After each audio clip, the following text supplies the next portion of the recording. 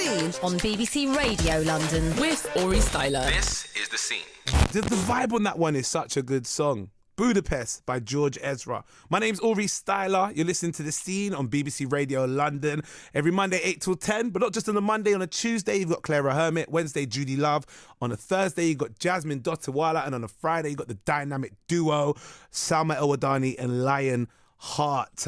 I love this. I got my next guest is getting ready for this next bit of the conversation. But before I even introduce my next guest, I just want to say a big shout out to Rebecca Winter, who's still in the building. You're still here, Rebecca? I'm still here. Thank you. Nice. And my next guest, just give me a thumbs up if you're ready before we even turn the camera. My next guest is a writer, and the reason why we had to take a minute before we introduce him is because he's also an anonymous writer. He goes by a single name, an entity, who has written many books, and we're going to talk about them in just a second. His name is Mr. Rowe. How you doing, sir? You all good? Good evening. I'm absolutely fabulous. Nice.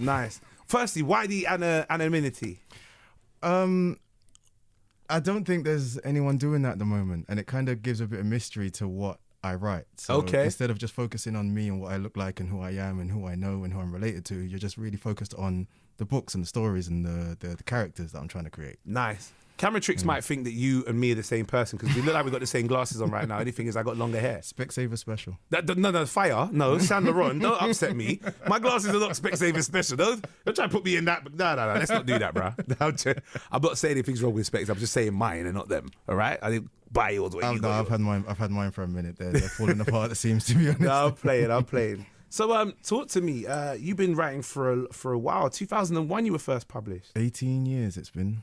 And that was 18 years. Who's my brother? Who is my brother's keeper? That was my very first book that I did. And then I moved on to another book called Mind Blown Decisions, which was very focused on. All my books are London based and London focused. So it's about. I try to cover as many black issues and discussion points in my books, but without making them the focal point. So I did Who is My Brother's Keeper, then Mind Blown Decisions, and yeah, I've just been going on and on. Nice. Black. When you say black issues, any in particular? Like my first book was black businesses, in Who is My Brother's Keeper, about black people opening businesses and how personal relationships and get involved in that. Mind Blown Decisions was about gangs and through a character who liked poetry, so it wasn't exactly a traditional take on the whole gang culture thing, so it was done as a side aspect of somebody who was just growing up in London and finding himself encountering that side as opposed to living it himself. Okay. And yeah, then after that I took a little break, and then I came back with a lot of adult material, which is what we're gonna go into in a second. Just to throw forward to let people know, there are some names of the next bits that we're going to talk about that we can't say and we won't say. We've already spoken about that as well, because the adult material that you talk about, some of them we can talk about, in a roundabout way what they're about, but the names of a few we're going to totally avoid. So if we say the book that cannot be named, we'll say the book that cannot be named. Yeah. Perfect. All right. So, well, firstly, adult material. What do you mean by adult material that you've been writing now? Well, not everyone liked 50 Shades of Grey. That's known. It wasn't everyone's cup of tea. But then for me, that isn't all that there is to, I guess, that side of life. For how people read it and received it, in a lot of people's lives, that kind of intimate thing is a lot more simple. So why not read about that and enjoy it on a level that you can enjoy and read it and go, wait, that happened to... my cousin happened, that kind of thing happened to my cousin, so you can relate to it a lot more. And again, there's a massive market for it, and there's no one doing it at the moment, really. I understand that. Yeah, I'm trying to create something in a market where there isn't at the moment, because I think as a culture, there's a lot of new doors opening, like with Afrobeats and with different types of music and like a lot of creativity. So just trying to get in where I fit in. Okay. And when did you transition from writing books? I mean, not to say they're too far different, because they are talking about real topics. Who's My Brother's Keeper up to Little Black Book series, for example. Yeah. When did that transition happen? I had hit a stage of writing where I didn't know what to write. I didn't know what to do. When I first started writing, I'm a self-taught writer, so I literally taught myself how I would want a paragraph to go, how I'd want a page and a chapter to go. And what I used to do was I'd literally sit in front of a blank Word page and then just type the first things that came into my head. And I kept doing that and ended up with like nearly 70 short stories that I then took and made into the little Black Book series, and found that a lot of people were open to that type of reading, you know. And that kind of made me realize that there is a bigger market out there for it. But again, I think with me, a lot of people just don't know that I exist. I think because I'm independent and I don't have my books in shops, so it's really a word of mouth kind of thing, which I kind of like, because then if you know, you know, and if you don't know, you don't know, and I get to show you and teach you something new. Okay. So Tall Tale of the Tall Tales of Tatiana Blue. that's my lady. That's my lady. Are these based on anybody in particular? No, they're I just wanted a black, thick, dreadlocked superhero in London Okay. who, and in kind of making her an anti-hero, she steals shoes from celebrities and designers, and she has a shoe, she got a shoe fetish, so she likes shoes, and you know, she's the type of person who gives back, so she steals a lot of shoes that aren't her size or her flavor. So what she does is that she puts them out in little public places, goes on her social media, and then lets normal, regular, everyday people know they're there. So there are normal, everyday, regular people who can't afford the expensive designer shoes who are now out wearing, you know, expensive, kind of Robin Hoodish Okay. for the shoe addict. So I get the Robin Hood influence in that, but where does the erotic creativity come from within that particular character? Well, as a woman who's literally staying 1 foot above and in front of the law and always staying one step ahead, she's a very very strong, very powerful woman. I like to write about strong, powerful women. They make great stories, great storytellers. I think all of my books, in one way or another, do feature some form of strong black woman feature character, whether that's a mum, a daughter, a child, but there's that strength and that power. So I think with her, I think the attraction is the fact that she, you know, she knows what she wants and she goes after it. And that was the first book that I tried writing in first person as a woman as well, which was interesting. Okay. Because I could have tried it and got that way wrong, and people could have told me, yeah, you know what, I see what you went for. No, you didn't. You were close, but no, you don't really know women like that. You didn't really hit it. And seemingly showed that I was not bad, not far off. Fair enough. Not far off. So, I mean, are you a father? Yes, I am. Do you have any daughters? I do. 7. 7-year-old daughter. A 7-year-old. I mean, I have to respectfully ask this, obviously because of the nature of some of the books, but in terms of the strength of the characters and even the fact that you admire writing about strong black women, do you think being a father of a daughter influences that in any way? Yeah, it does, because, I mean, my daughter doesn't necessarily know about what I write about, but she knows I write books. Okay. Which she also said to me the other day she's very proud of, because she says that I write books for the people, it means that she sees what I'm doing. And I mean, even in her, when I go, I know it's having an effect, because when I go to her parents' evening and they tell me that she's excelling in English and like art and creativity, which that's my area. So that just gets me hype. And that kind of lets me know that I'm doing the right thing and having the positive influence on her in that way, but not necessarily her having to know everything that I do or how I do it. Okay.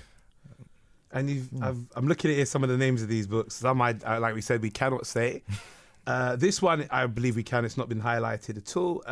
You released a book called Beware of the D, which is number one selling, and also number one selling book, The Power of You. Am I right in saying that this is a Beware of the D is a first-person perspective story from the view of a woman? That is my 100% writing as a woman from start to finish. As a today's 28 to 34 black woman in London, living, working, paying bills, who finds herself meeting someone who she finds herself very attracted to very quickly. Again, that's one of those ones where, again, I could have tried it and seriously, even as you're laughing, I could have tried it and really flopped. But it went to number one, I don't have it in bookshops or anything like that. So it's all word of mouth and through my social media that I managed to get through to people, and it went to #1. Someone asked me if I have a female ghostwriter. That told me I hit it. That right there told me I hit it. That's a compliment there, isn't it? That's the biggest compliment I could have held, because that means that they think that a woman actually wrote it when it was just me, and it's just me thinking or trying to think as a woman, because the type of story it could have easily been written about from a man's perspective, and I could have written about it using my own experiences, but I kind of wanted to twist it and try it from the other way and see if I could strike a chord. Okay, as a man who is written from a perspective of a woman, is there any things in particular that you feel that men may not have known that you have either tried to learn about to write, or have written and then start to develop an idea of what women might go through in a day to day? Anything in particular that let's say if there's one thing you can say, or did you actually know this, that women may feel or see things a particular way? Women get harassed a lot in a lot of different ways. Do you know what that is? And it's not just straightforward. You're like, hey, yeah, well, go on, baby, you good? It's sometimes it's mental, it's email, it's work, it's messages. They go through a lot. They do. They really go through a lot. Most and definitely. I found writing and trying to think of the things that a woman goes through.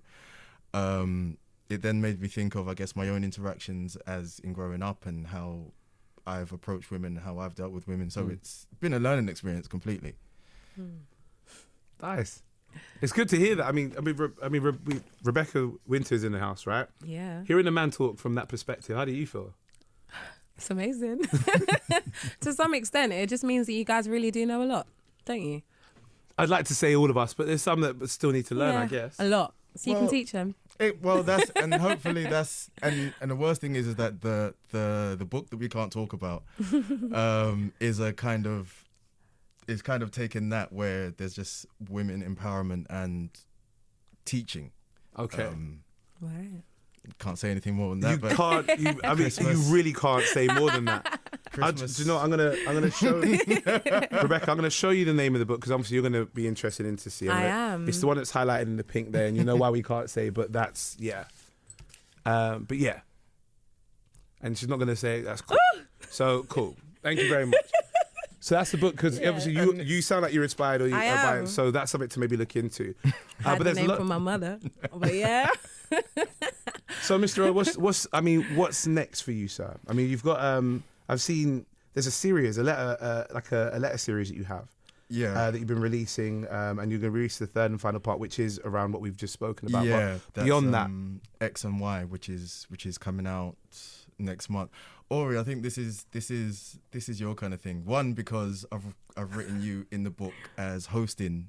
Wait, what? Wow. So where's my royalties in this, Bridget? See, it hasn't come out yet. Hold on 1 second. Wait a minute. Hold on. This is the first I'm hearing from this. Okay, now when I write my stories, my stories are all London based, so I use real London as it is. Okay. So real songs, real music. I love music. So in X and Y, which is the next book in this series, it starts with a concert. Now, I like to try and generate ideas that may possibly happen. Last in the Beware of the D, I kind of predicted that the Black Panther premiere party in London would happen on a particular date, and then in real life it happened the day after. Okay. So I try and stay on the pulse. So there's a concert called the 30 Years of Black Music concert, which takes place at Stratford Stadium. Okay. And it has 30 years of black music artists from Ultimate Chaos, Gabrielle, Aswad, Terence Trent D'Arby, Billy Ocean, anyone who's been black music in the UK. Okay. Just one concert, just playing their songs that people remember. And it's hosted by you and Richard Blackwood. Oh, see. And it's big shout out to Richard. It's played by the DJs, DJ Elaine, so it's like a big event. The reason I say this is your kind of thing is because even in that concert, there's the reunion of Wiley and Dizzy Rascal. Oh wow! On okay. stage. For those who don't know, they were very close before. Then they fell at apart. One stage, they were very close. Yeah, so, it was just in the grime scene. Everyone knows and it's that just, kind of story. just for as a Londoner, if you of my age, if you remember when they were all cool, to hear or read about something like that, even if it never took place, it's just an idea. And if that kind of concert could ever happen, I know people would go to it. Fair enough. I know I would. If Mark Morrison came out and did Return of the Mac again, I'd need the subtitles for the song, if I'm honest. Because we never knew the words. No one ever knew the words to that one. Ladies and gentlemen, I've got Mr. O in the building. I've also got Rebecca Winter. This is The Scene. My name's Aurie Styla, BBC Radio London. We're not going anywhere. We're going to play some music, come back, talk a little bit more, got some topics, and I've got another guest to bring on in just a little bit. But until then, how about some Kanye and some Selena Johnson?